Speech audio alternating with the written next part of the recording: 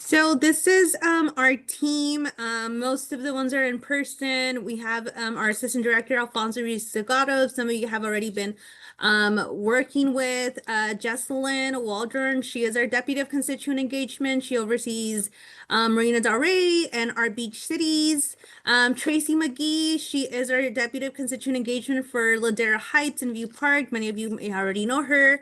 Tyler Webb, our deputy of unincorporated areas, Aaliyah Sanford, our casework deputy, and Benny Williams is our staff assistant. So all of this team has been very instrumental in doing these meetings, and this is just kind of the first of many.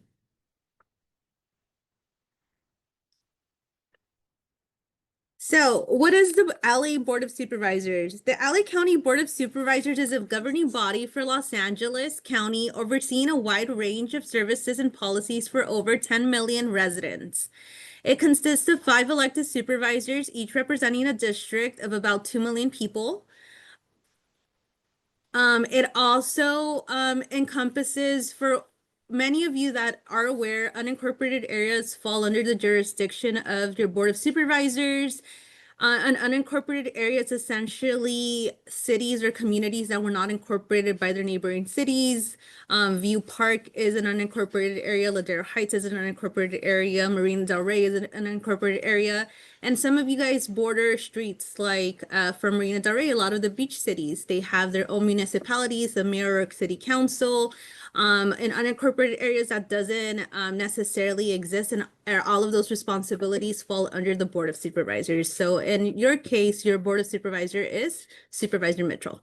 So under the Board of Supervisors, there's a lot of responsibilities that fall under that. Some of them is legislative and policy. It creates laws and enforces laws, regulations that impact public service. They oversee the budget and the finances for the county, which consists over a multi-billion-dollar budget, funding county departments like public safety, healthcare, and social services, just some to speak of. They also do the Public Oversight Committee, which manages departments of like the sheriffs, the fire, public health and social services, land use and development, which regulates zoning and housing infrastructure projects in unincorporated areas, social and community programs, which supports like the homelessness initiative, healthcare service, public transit, and environmental programs. Ways that you guys could be civically engaged. There's actually many ways currently that you could be involved directly with the county. And that comes in the ways of commissions, boards and commissions. There's also you could also attend, be a part of our volunteer coalition. Our volunteer coalition started about 2 years ago as a way of many of our residents really wanted to be more engaged with our office. So this is a great way for you guys to volunteer with us directly. This consists of all of our events, even some independently that have been asked of us. A lot of our team members do a lot of tabling. They do a lot of public service, a lot of help. Sometimes they help with like phone banking. If you guys have any questions of how to be civically engaged, here's the QR code. Next slide. So these are other ways that you could be civically engaged. You could attend board meetings. Board meetings is every Tuesday at the Hall of Administration. Starts at 9:30. There's ways that you guys could be in tune with the motions and anything that's going to the county that ultimately do affect your communities. And the QR code to be civically engaged for that is at the top. Another way that you could also attend is the cluster meetings, which are also at Kenneth Hall. And this is the cluster meetings are actually more important to me for the board meetings because you could actually give your point of view before these motions are even presented I'm at gonna the talk a little board. bit about cluster meetings. Can we go back one slide? There we go. So cluster meetings, this is actually one of Supervisor Mitchell's brainchild. I'm really proud of and love to talk about, especially with the communities I work with in Marina Del Rey. When people talk about LA County policy, a lot of times they feel like a bomb is dropped on them. You get these agendas Thursday night before Tuesday meetings, not a lot of time to give feedback, not a lot of time to read these hefty policy documents.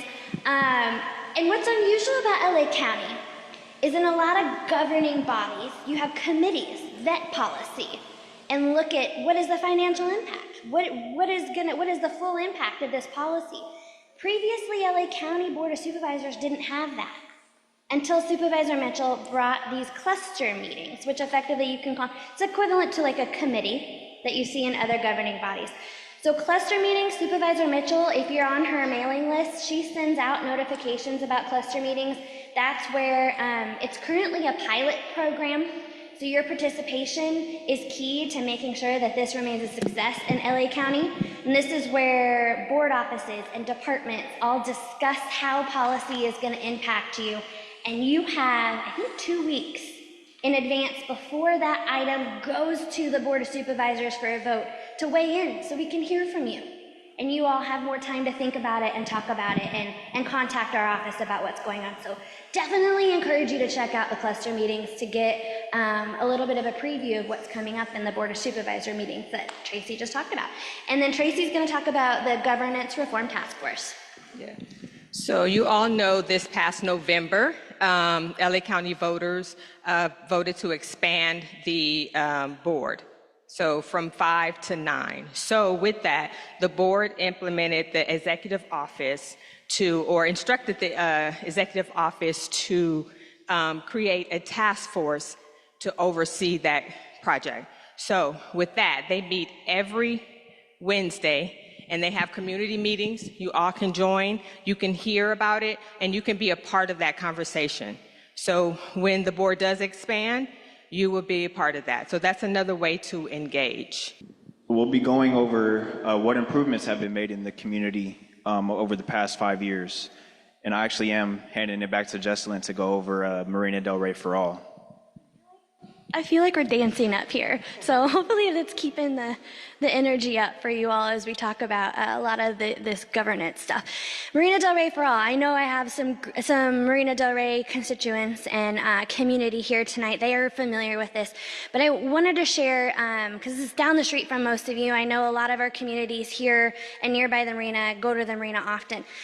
What Marina Del Rey for All is an initiative created by Supervisor Mitchell when the county lines were redistricted and the coast was added to the 2nd district. So previously she didn't have any coasts.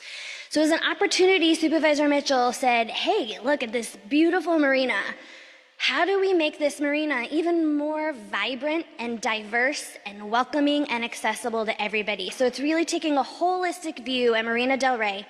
There's lots of opportunities locally for marina constituents to weigh in, but we're also listening to constituents outside of the marina to provide their perspectives. There's actually an open house in Magic Johnson Park on Saturday where they're going to listen to more inland communities about what would bring them to the marina. Oh, one key thing to know about the marina that's different than any other part of unincorporated LA County. The county owns that land. It's a public asset. So as a public access, we want to see more public open space there, and we have opportunity to really make it feel, well, we want to hear from you about how do you want to make it feel? What would make you come there? And some big projects that are already on the horizon, we're building a new parking garage on Mindanao across from the Trader Joe's, if anybody knows where that is, down the street from the park where there's lots of good events. So parking is a big thing we hear from people, where we just upgraded a park to make it more ADA accessible and it's right on the water, more access to the waterfront. And then we're renovating a bathroom in Mother's Beach to include an outdoor classroom space where, like our Boys and Girls Clubs and community spaces, anybody here, if you have youth groups or you want to do classrooms on the beach, on the water, with the water view, you can use that space. And that's also, there's actually an environmental component to that to capture some rainwater, because Mother's Beach water is always not doing well in the water quality area. So that's a little bit about Marina Del Rey for All. If anybody has any more questions, I have some flyers. There's a website, mdrforall.org. You can Google it and probably find it too, but please check it out. Would love to hear from you all, any ideas or feedback you think on that. And if most of you, I think, know Tracy. You can get a hold of her and she can get a hold of me too if you want to get a hold of me. And then next is... Back to me. There we go. Okay, so I'll keep going over improvements that we made and initiatives that we've started. So first and foremost is the Racial Justice Learning Exchange. Have any of you in this room perhaps have been to an RJLE event, Racial Justice Learning Exchange event? Okay, only a few. That means a bunch of y'all could come to the next one in October. You can find more information about that on our Instagram. I believe we're focusing on indigenous issues. So basically, this is a racial justice initiative that Supervisor Mitchell started in 2022, which came out of the reaction to what happened to George Floyd and the protests and kind of like the tone of the nation that was happening back then. And history tends to repeat itself, unfortunately, and we find ourselves in a time where those at the federal level are trying to get rid of initiatives like this. But I can tell y'all right now, this initiative is not going anywhere. We do these every month. Our team, we have a pretty big staff. We all team up and work on these every month, and we try to bring them, spread them out throughout the district and focus on a different topic every single month. So you can find more information about that on our website at mitchell.lacounty.gov, and we look forward to seeing you at a future Racial Justice Learning Exchange event. Participatory budgeting. I know all about this because I co-led it with my colleague Francisco, who I know he's here somewhere, but give him a shout out.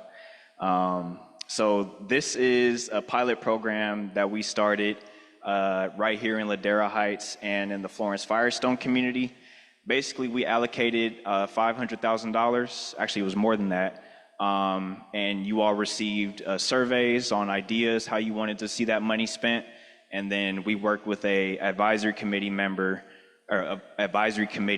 that came up with proposals out of those ideas. And then we sent those back out to the community so you guys could vote. And I see a couple advisory committee members in the audience. I'm not gonna shout y'all out and embarrass you, but they are here and can speak to that. And we look forward to, this is something that the supervisor wants in all of the unincorporated areas, by the time 2032 comes. So we are working every day to figure out funding and staff power to be able to do that, because that's something that we really want to bring to all of the communities. But some of the projects, I'll just briefly go over them that ended up getting out to Ladera Heights, and we're still in the process of getting those out, working with organizations, making sure that they're properly funded so that they can enact these projects. There's one that's the Tree and Common Area Improvement Project. Basically, that'll bring more green space to Ladera. Beautiful Welcome to Ladera signs, redoing the medians, and redesigning some green space, stuff like that.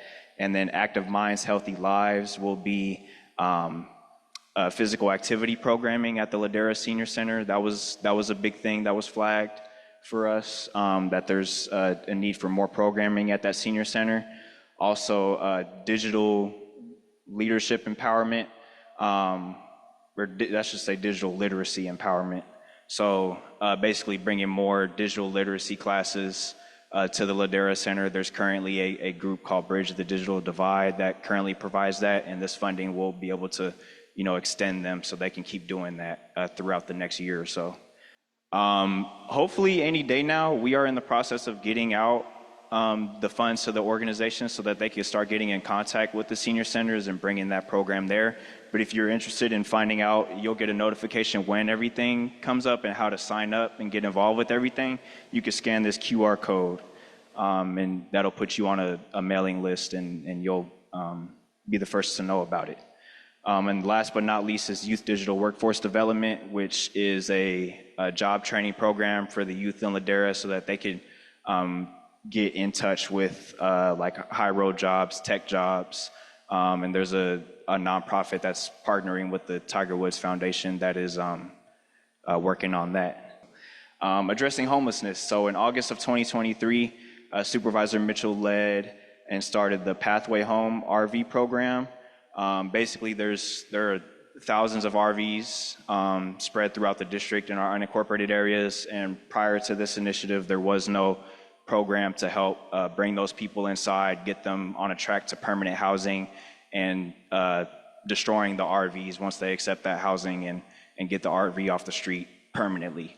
So I think we've towed 1,000 RVs so far. I think the stats are on the next page. There we go. So there's been 64 total resolutions, about just under 1,800 individuals moved into interim housing, over 1,000 RVs removed and dismantled. That means they are destroyed and gone forever. And then approaching 400 individuals permanently housed. And these numbers are increasing and changing every day. So if you see an RV on the street, or really just an unhoused person in general, there's a few ways that you can report it to us, and we'll send an outreach team and get them housed. The first is through the Works app.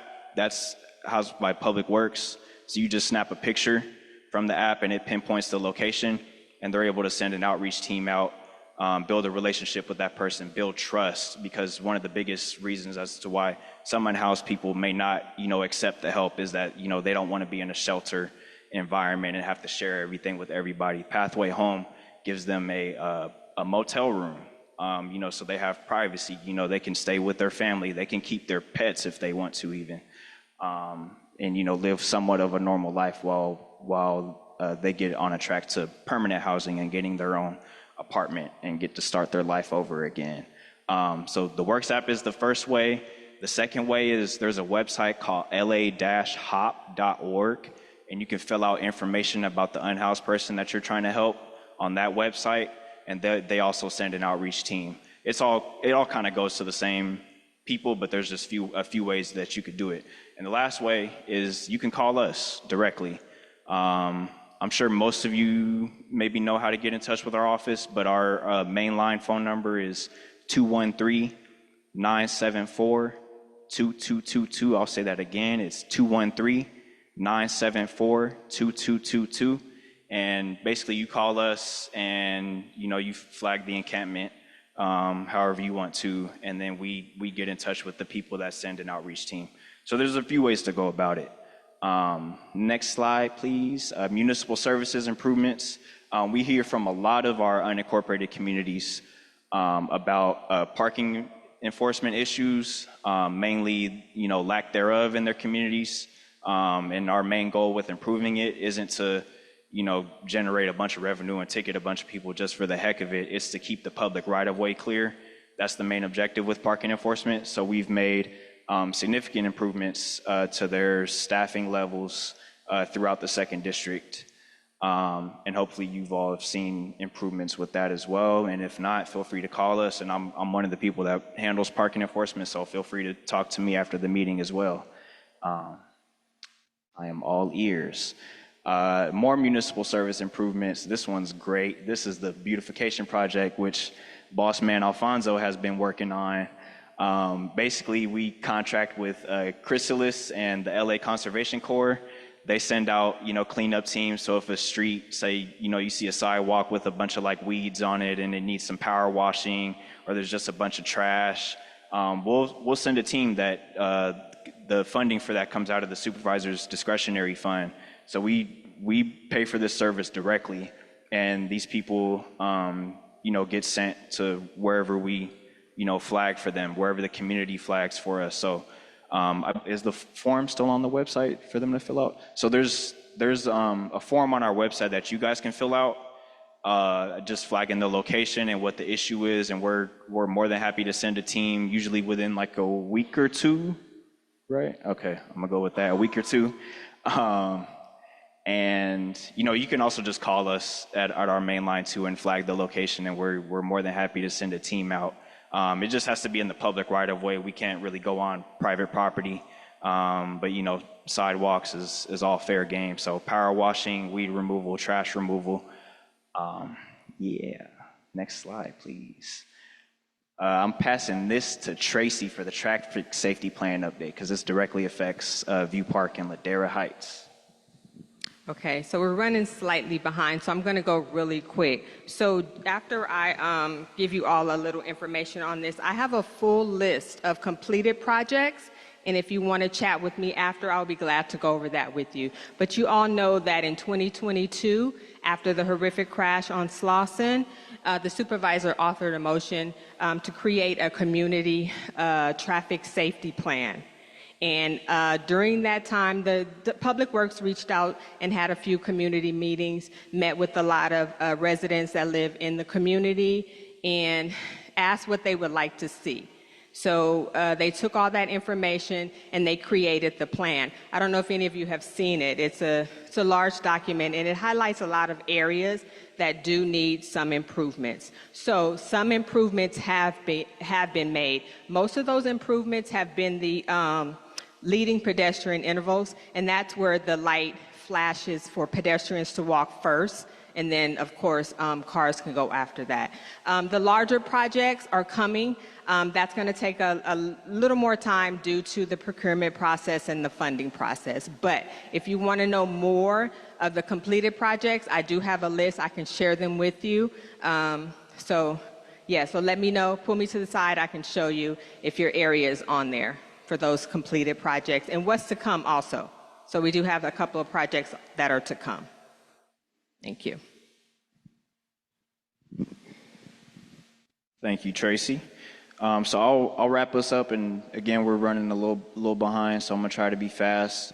Micro Enterprise Home Kitchen Operations, aka MICO's abbreviation is, long story short, if you're trying to start a business and you have nothing but your kitchen, and it's food related, of course, you have nothing but your kitchen, you can actually get a permit to sell food from your home. And the county established a program to help cover some permit costs for up to 1,000 applicants, as long as you currently make under $50,000.